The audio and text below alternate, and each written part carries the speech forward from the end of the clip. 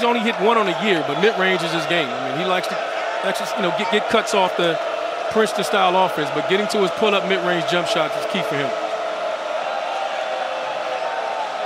Roberts through a double team. Deep three from the front, partially blocked. Moncrief cleans it up. He's got all four. Sometimes it's better to be lucky than good. It's good timing. You do good things, shot goes up, he goes to the offensive glass, he gets rewarded for it. Here's Franklin at the high post. Coleman with the return pass to him. It's interesting. Georgia's trying to keep everything in front. There's the second three in front of them. They don't want to chase him over the screens and give you all the cuts and everything. Jackets an early three-point advantage. Roberts had it deflected. I think that's why they made the tournament run. Moncrief had it stolen.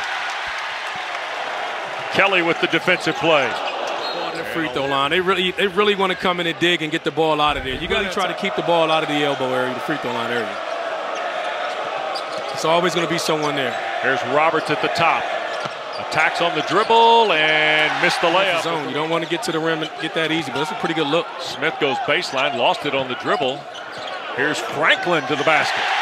Javon Franklin shoots. Plays so much bigger than his size. He's probably around 6'6", 6'7", and plays more like 6'8", 6'9", maybe even 6'10" with his arm length. So it's not tall, but he plays much bigger than that. Davon Smith reached in, knocked it away. Now driving Coleman out front. Oquendo blocked by Jalen Moore and a foul call.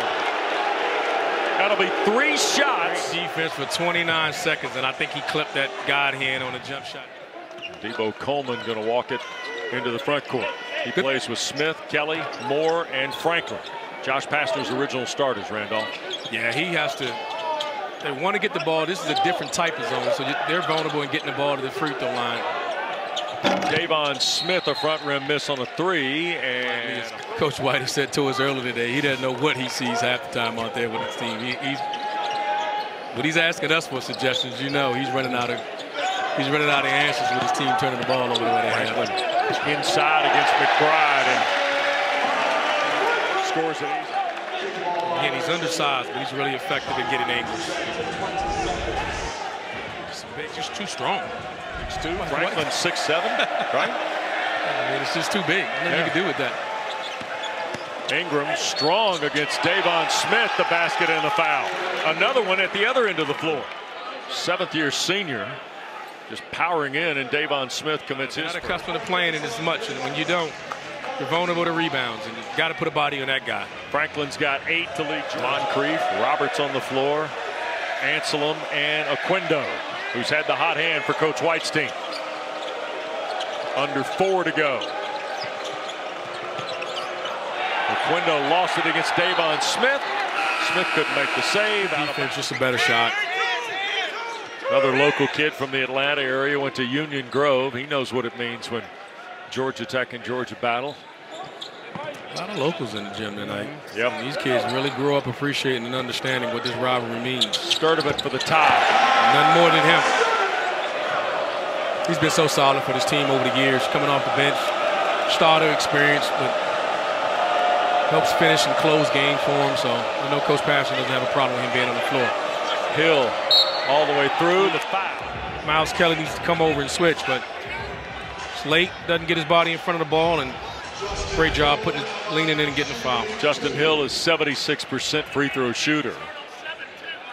And this is a trend. You take a job in March, you got to get bodies too, because you know the landscape.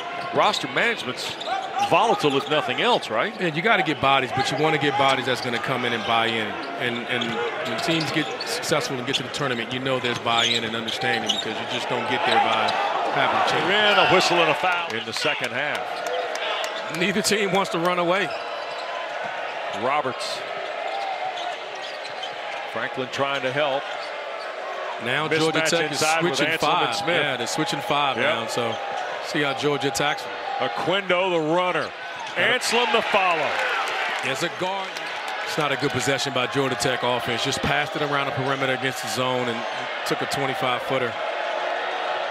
Want to try to at least get a paint touch against the zone. Roberts drives on Franklin, left hand. Slapped out, recovered.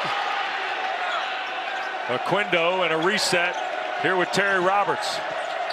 Got into traffic, threw it up, and it went in.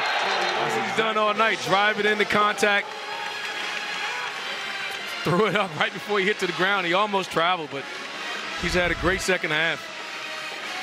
Show up in the first half, but boy, is he made up for it this second half. Getting in the paint here with the nice lefty finish.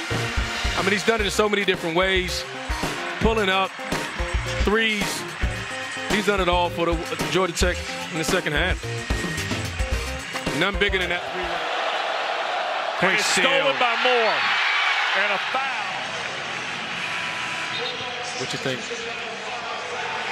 That's a tough one. Hard-fought game. Hard-fought game is everything we thought it would be. Two teams battled all the way down the stretch. Georgia Tech just made enough plays at the end to win. What a second half for Miles Kelly. 17 points.